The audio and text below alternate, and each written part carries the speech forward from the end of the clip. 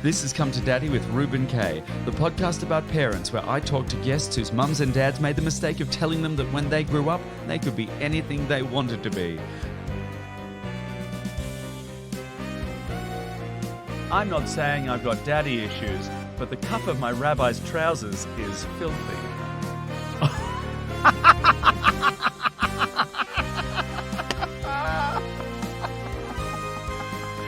What is wrong with me?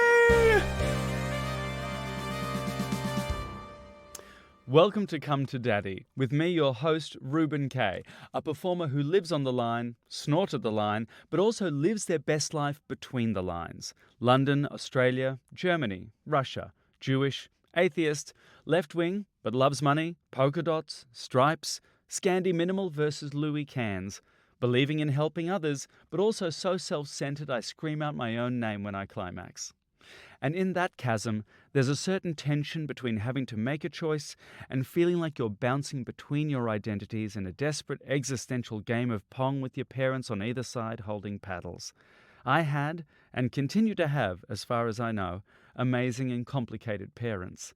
And like all of us, and often as a child through their divorce, I felt as if I was being bounced between them. I was diagnosed as having ADHD as a child, so that must have been fun for them, and custody handovers definitely felt more like a bomb squad trying not to set off an incendiary device than anything else. Between two parents trying to do their best, between religion and independent thought, between two embittered nations. I'm sure it's all a metaphor for something, but I'm too focused on finding the perfect lipstick shade to find a solution. But as we spiral into black and white, let me introduce you to my partner in crime, or the looming figure of death I'm playing chess with on a clifftop. That's a Swedish film reference. The Trunchbull to my Matilda, or the Archangel to my Mary, the producer of Come to Daddy, Amanda Sangorski. Hello. You'll know if you've listened to any of these, he never tells me what he's going to say. And also he's allowed me on camera this time, which is quite upsetting for everyone, I should imagine. I'm so generous. Ever been caught between two places, Amanda? Well, the booze and... Fantastic. So between ideas, places and things is where the excitement is. As Leonard Cohen says, that's how the light gets in. And today, we're letting in a ray of light. As we say every day here on the pod, welcome to Gaby Daddy Welcome to Daddy Gaby Welcome to Daddy Gaby Roslin. It is Gaby Roslin. He got there in the end. I used to work with Gaby. Did you? Yes, we worked on The Big Breakfast together. That's I've known her for many... And she says 200 years. But you were doing crumpets? I was quite junior. Coddling yes. eggs? My rat died, and Gaby was... I had a pet rat, and Gaby drove me once home in her open-top Porsche. She's always been unbelievably positive and effervescent and such a lovely person. I always felt quite dirty in her what are presence. you doing working with someone like that? Right, exactly. No, he's right. He's not wrong. I mean that with love. It's the silence after that makes it seem, if you let things hang, they seem heavier than they're intended. She's a great person. It's really interesting to see how the chat's going to go between the two of you, because you're very different. You're both very warm at the core, but very different approaches to what you do. And I'm dead inside. Again, words are all his. I'd never. No, that means that she thinks it. No, I don't. I think you're a genius. We should point people to places that they can get hold of you, the podcast, interact. That's an excellent idea. We think of Come to Daddy as a rainbow-coloured scream into the void, but we'd love to turn it into a duet.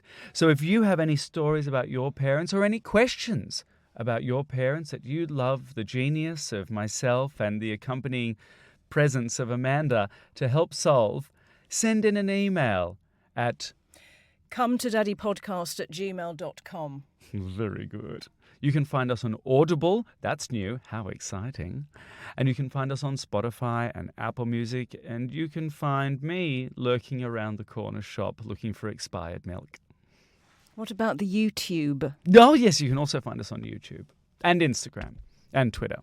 I think the TikTok as well. Oh, you're on the TikTok. I'm on TikTok. It doesn't need a preposition.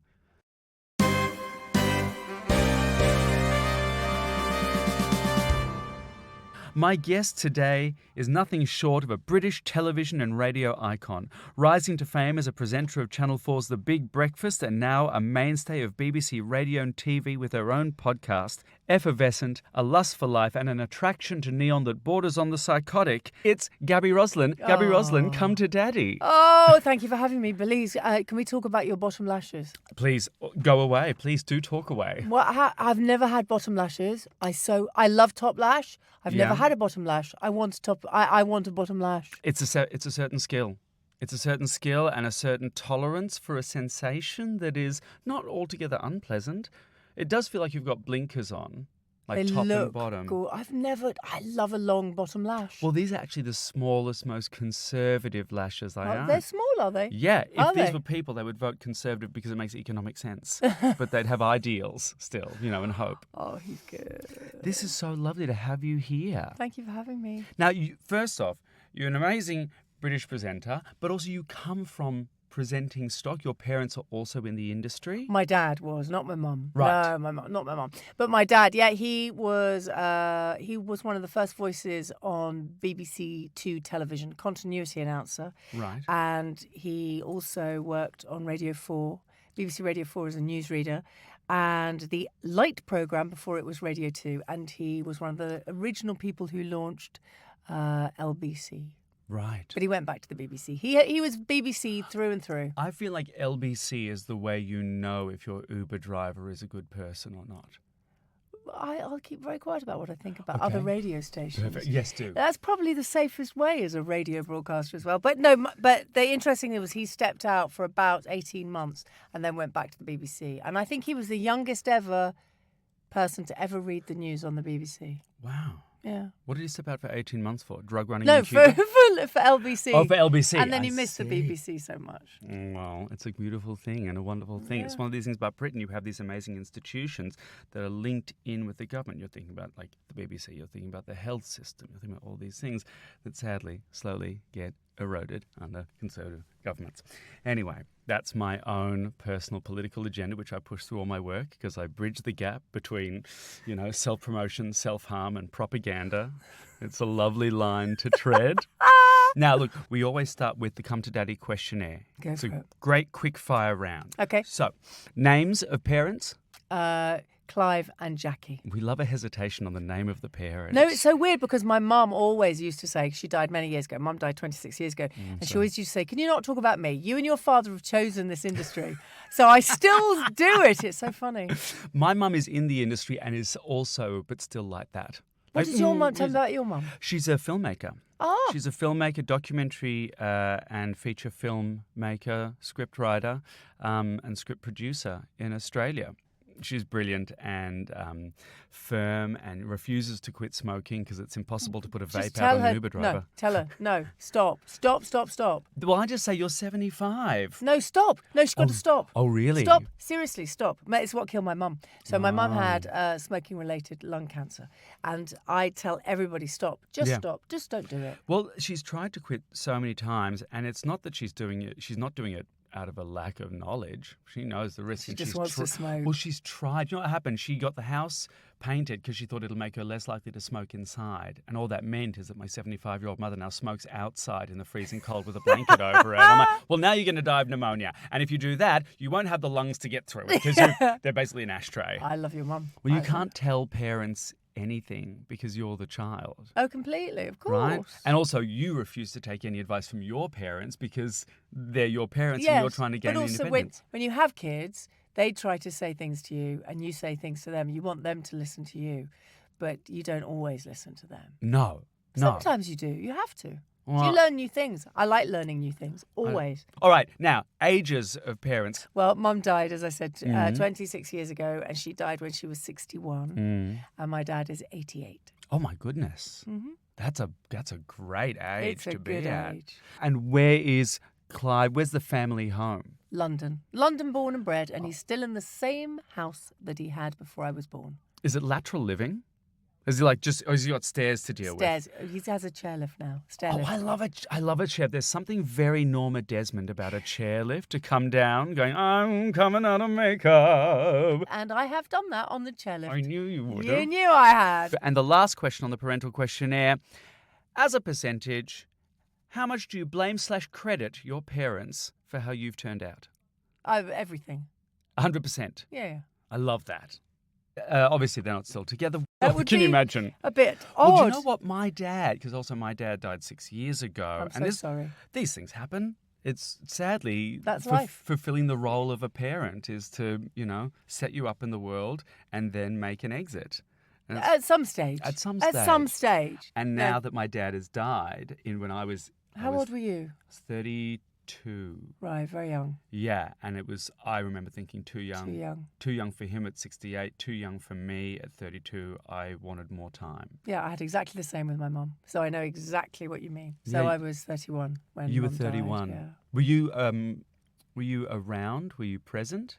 Yes, oh, absolutely. Mm-hmm. She had cancer for a while. We were told she has 6 months to live, and 6 weeks later she died. But she didn't want to know the clock. So Mum and Dad both just said, because Dad had cancer at the same time, and they were in 2 different hospitals with 2 different cancers. Dad had bowel cancer, Mum had lung cancer, and they both said to each other, we don't want to know if there is a clock on our lives. I don't know if I could do that. That feels so strong.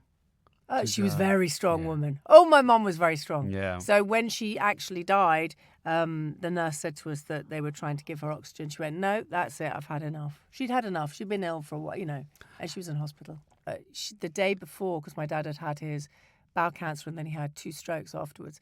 And Mum said to Dad the day before she died, and he was meant to be going the next day to get his checkup, his year checkup. And she said to him, Clive, you're okay now. And that's why we know that and then she didn't want us there. She was very strong. And she died. We got there and she'd already died. But she woke up at 7 and we got the phone call at 7:45. And she was like, nope. And she knew that we were all okay. That was Great. my mum. Very, right. You're okay. Fine. Now, that's it. I'm out of here. I think there's something to be gained from a perfunctory utilitarian view of death as opposed to the emotional kind of... But nobody talks about death. No, people are frightened too. Yeah. And they're always very scared to talk about their experiences of it or their fear of dying. I want to live forever because I love to be alive. I love waking up in the morning. I don't sleep very well at night because I can't wait for the next day. Yeah. I was like that as a child. Always loved it. Were you raised in quite a Jewish family? Traditional, very traditional. Traditional family. My great-grandfather was a rabbi. Oh, wow. With where are you on the Reform to Orthodox spectrum? Brought up as Orthodox, but I'm a traditionalist. I suppose Right. that's the best way. Okay. Married out, but my girls are Jewish. Oh, that's lovely. Yeah. I was raised Jewish until... just a sign saying more Jewish? Well, I'll just do Oy the whole... vey! Gefilte fish. As in more Jewish chat. I didn't mean you had to Well, I was sound doing more Jewish. Jewish. That would Yes, be yeah, I know. We were going there. We were going there. I was raised sort of on Both your parents Jewish. both of them. Dad's Russian and Mum's German. Right. And we were raised Reform Jewish, which is even then it's like the part-time version of Judaism. But I had this moment at my bar mitzvah when I was turning 13. Basically, my parents said, you'll be raised Jewish until you do bar mitzvah, and then it's your own decision. Choice. That's what my parents said to us. I've just remembered something that my mum did, talking of saying things. So I did a show years ago called The Big Breakfast, and with the biggest stars used to come on. And Billy Crystal came on, and my favourite ever film was When Harry Met Sally. That's got nothing to do, but I love Billy Crystal. And after the show, I remember going round to Mum and Dad's, and Mum said to me, did you ask Billy Crystal if he was related to us? Oh, no, I didn't. Why? And she said, I've always been convinced he's related to us. I said, no, but he did talk about his grandma farting. And my mother went, well, there you go. That's brilliant. What can you say to that? How are your kids doing with Judaism? They've both got fathers who aren't Jewish. And Just quickly, what ages are they? 21 and 16. Right. But they say they're Jewish. And we don't keep a lot, but we don't. I've never eaten pig and shellfish in my life. Right. And I just suddenly became very, in my life, I've never Yeah, done it. I've never. Also, for a second, I thought pig and shellfish was a pub. Yeah, no, never been was to like, that pub either. I've never been to pig and shellfish. No. But they're both, if you were to ask them, they'd say, "Oh, we're Jewish," and we keep the festivals, and they. I mean, only go to synagogue a couple of times a year, but that's my choice. I don't choose to go, and they don't. Did you, when your mum died, did you do any sort of Jewish mourning, or did you go through any processes like that? She wanted one night of Shiva, which, as you will know, means 7, and it's the 7 nights, so it's 7 days of mourning. And Mum and Dad both said they only ever wanted one day. And actually, when I go, that's what I want. I want everybody to sing and dance. I want every single person that I know to wear bright colours and to sing as loud as they can musical theatre songs. Oh, I love that. Any particular composer? Well, I'm going to take a bit from each of my favourite musicals. I want something from West Side Story, something from Chorus Line. Yeah, One Singular Sensation probably. And Give Me Somebody to Dance For. I'm going to do a bit of that from Chorus Line as well. And musical theatres, I love musicals. I think the idea of someone wanting One Singular Sensation from a chorus line at their funeral is the campest thing I've ever heard. Well, I want everyone to laugh because my big thing since I was teeny weeny was I wanted people to... sounds corny, but when I was 3, I knew I wanted to do telly because I knew TV made me happy and filled me with joy. So I wanted to do TV because I wanted people to feel joy. And so I want that at my funeral. Keep listening for more intimate chit-chat after these short messages. Yes, ads. We're part of the problem. All right, so obviously you have these 2 wonderful daughters. Did Jackie get to meet them? No, my mum... That's the thing that I feel the saddest about, that she never met her granddaughters. She would have driven me mad. I know my mum would have driven me mad because always with Mum, her way was the best way. And also, she never got to meet my second husband, who I'm with and will be forever. But it's quite. I always have this funny thing in my mind that because my mum loved dogs more than she loved people. Sensible. We know somebody like that, don't we? I don't know what you're talking about. We know someone like I that. have had to record almost 9 episodes of this podcast next to 2 aging dogs. pugs in I know, prams. they're fabulous. Just one of them needing a nebulizer for its a sleep apnea mask. Velma's with us. Yeah. With us in spirit. Yeah, we feel a connection. I do. Was she still alive? I know. Well, she No, was. she's Yeah. with us. No, When I no. left the house this yeah, morning. yeah. Oh, stop that about your dogs. I've No, got so some you've got to terrible news laugh about Velma. What's the news? She's still alive. Oh, Can't say that. see? Don't say it in front of me. I'm blocking my ears. La, Are la, you? la, la, la, la, I'm la, guessing la. animal lover. Me? Yeah. I obsessed with animals. Animals, pets. Yeah, no, I can't. But that's what I'm going to say. That's how it started because my mum loved dogs more than people. Right. My husband is allergic to dogs. No, the worst allergy there can ever be. No, I know. I'm allergic to cats. I'm allergic to cats. I don't Not care. fussed about it. No, me neither. Couldn't care less. They gaslight you into a No, relationship. I know. No, They're like bad boyfriends, but a No, dog is no, forever. dog. I know, please. I love dogs so much. I've never not had dogs. But I had to choose between my husband and a dog. The greatest wound that I carry with me is that because I live a life of impermanence on the road, like Francis Gum in a suitcase, can't have a dog. Eventually you will. One day. I One won't have day. kids, but I will have a setter. Dog. A setter. Red setter. I think a red setter, something yes. big and fluffy. With your upbringing, do you sometimes see traits of yourself from your parents? Hangovers, if you Yes. parental Absolutely. hangovers? Yeah, What absolutely. are some of those? My father has never grown up, and I never will. And my mother was very strong, that's sort of me. Just I like to laugh at myself. And so my mum and dad, big gigglers. Oh, well, And that's- my every school report said Gaby doesn't stop talking and Gaby doesn't stop laughing, and that was my life. active participant in class discussion. I would laugh. Did you do a lot of schoolwork? Did you? No, Because because I knew didn't. I I didn't wanted. hand in no, any. I knew I wanted to be a TV presenter. When I got to school, I just thought, well, I don't need any of this because I know the career path, so I don't need the hierarchy, I don't need the grades, any of this kind of thing. So it gave me this sense of, I don't know, I felt like an anarchist in school. No, I was very good. I was a very good girl, but I giggled all the time. That's Every lovely. single report was Gaby doesn't stop talking. I talked all the time, and I still do, and that's why I was aptly named and aptly jobbed, as it were. But I knew I just wanted to be a TV presenter. So I used to present. There's a TV show here, kids TV show called Blue Peter. Mm-hmm. So I used to pretend. I used to come back from school and I used to sit next to the television when Blue Peter was on, and I'd be the next presenter on it. And my dad would sit there with a box on his head and pretend he was a camera, and that's how we did it. And Mum would have a loo roll and she'd write things, so I learnt how to do auto cue. And then when I wasn't doing that, and they said, "Right, you're going to do your homework," I'd go upstairs and I'd present other shows in my head. Well, now I feel my parents have been completely negligent if they didn't suddenly ape a cameraman and an auto cue. Yeah. That's brilliant. And was that in Zimbabwe as well? No, that was all. No, in UK. My dad was born in Zimbabwe, but came Right. here to go to RADA when he was 18. Gotcha. And so I was born here and went to Zimbabwe every year of my life because my grandparents were there and my cousins. I see. And what was it like going back to Zimbabwe? Oh, it was fantastic. It's Yeah. the most beautiful country in the world, and the people are wonderful and so welcoming. And my grandmother was the first female MP in Zimbabwe, and she fought to get Ian Smith out, and she fought for a multiracial society because she loathed what was happening there. My granny was the best granny on the planet. She was amazing, and she was the one that started up the first multiracial children's home and old age home, because she couldn't stand this. Racism, anti-Semitism, homophobia, anything.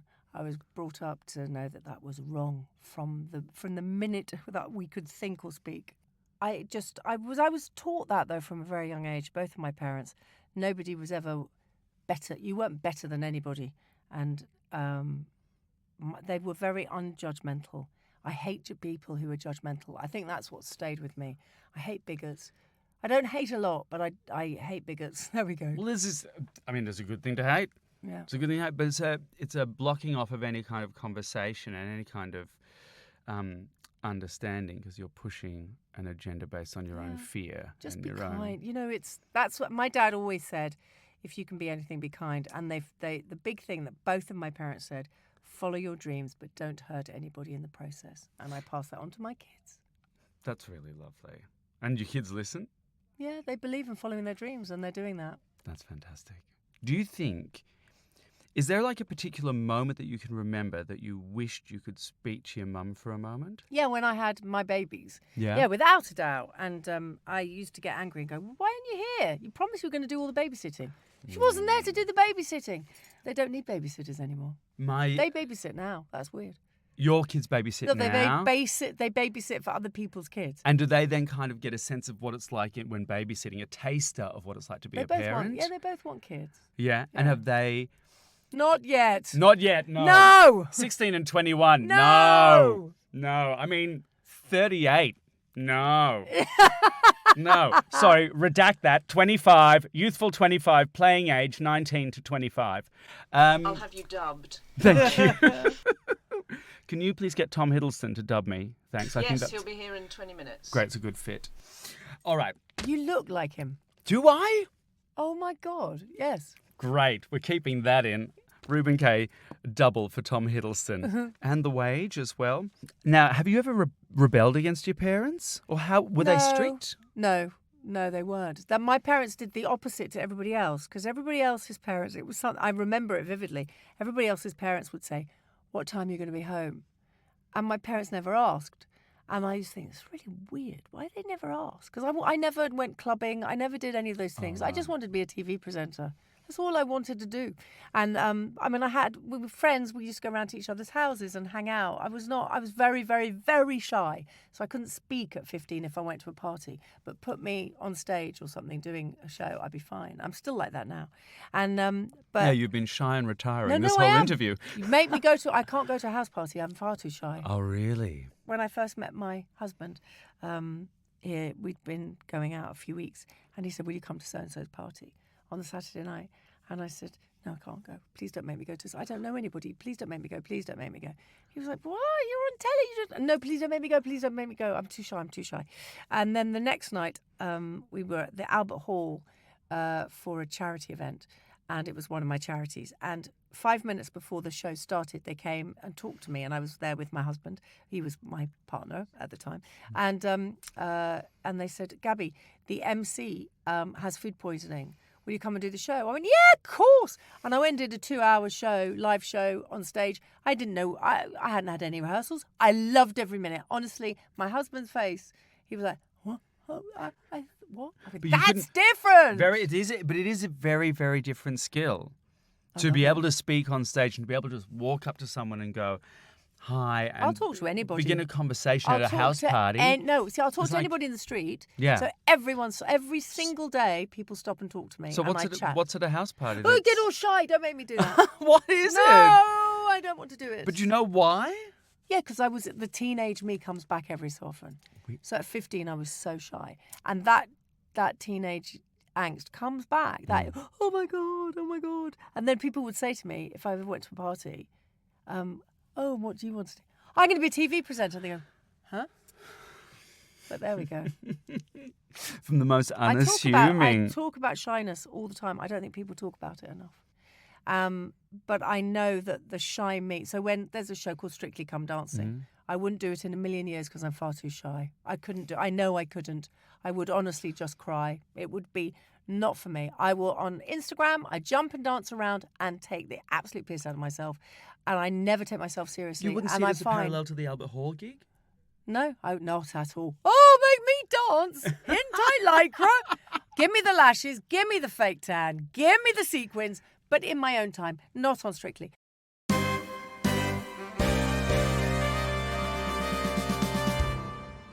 Now it's time for you, our esteemed guest, to take a break from the conversation and delve your hand into the Come to Daddy Pick and Mix. This is where you get to choose a story to share about your parents. Please use the gloves and tongs provided. The first, are we there yet?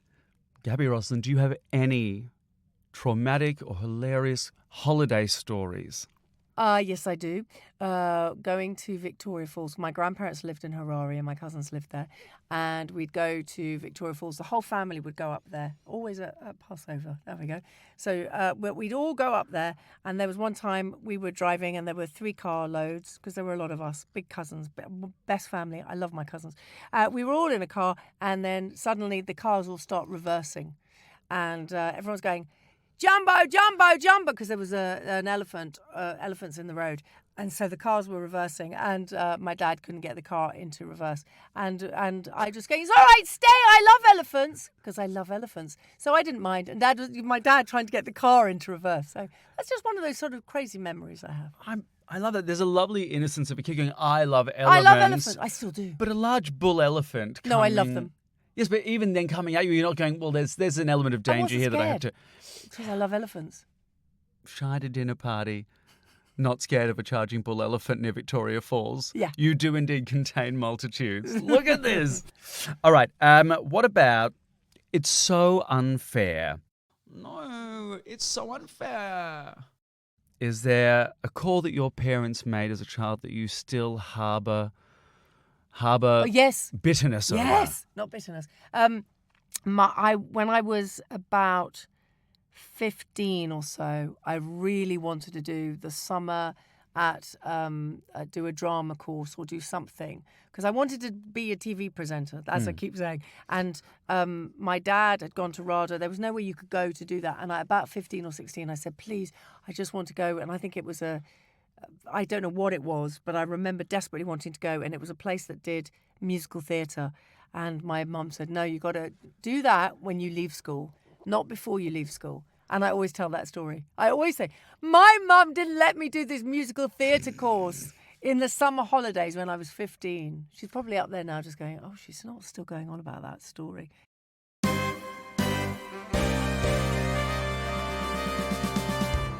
Our final gauntlet here at Come to Daddy. Gaby Roslin, first off, thank you so much for coming in. Oh, thank you for having me. This last one is called "Shall I Be Mother?" Shall I be mother? and every guest has to do it.